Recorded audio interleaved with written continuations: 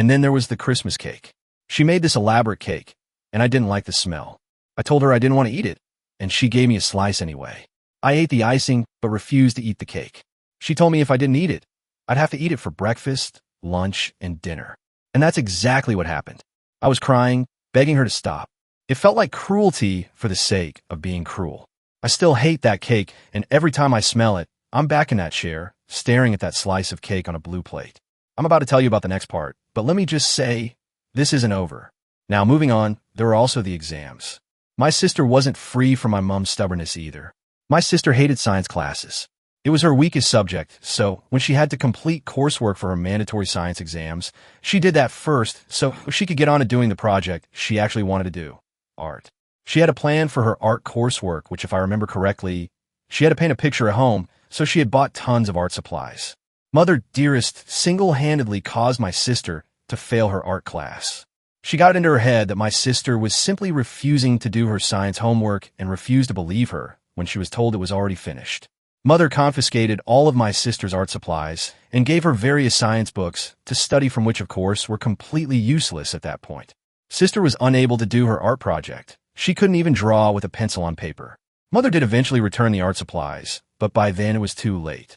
There was not enough time left for sister to complete her project, and her grades suffered a lot. This was the opening of a rift between mother and sister that still hasn't healed. I think mother still believes she did nothing wrong. And for me, my education incident happened roughly in May 2011. And for this one, I admit I was being stubborn too. All of my classes by that point were basically reduced to revision classes. At some point prior to that, my class had taken a maths exam. Maths was my weakest subject, so I was happy to receive a passing C grade. The maths teachers all felt differently, however. They corralled the entire year group into a single classroom and told us they believed we had all underperformed. Therefore, they were suggesting the entire year group take the resit exam. Some of the other students willingly retook the exam, but me? Was I capable of getting a B? Maybe, but I was in no hurry to find out.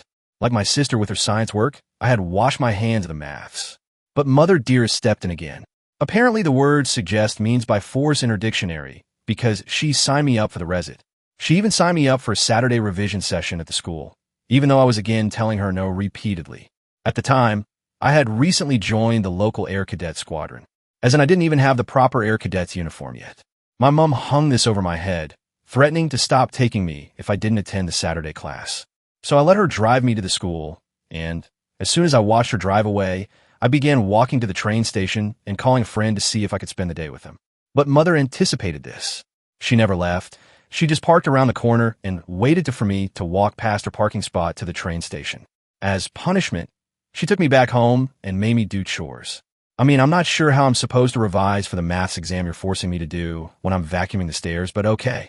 But yeah, no more Air Cadets after that. I probably wasn't going to fit in any way. Even the school faculty was in on it, making sure I was revising. And when exam day came, I was escorted by the school resource officer from the bus to the canteen and then into the exam hall. But they all forgot one crucial thing. You can lead a horse to water, but you can't make him drink. And that's where it left off. Follow for part 3.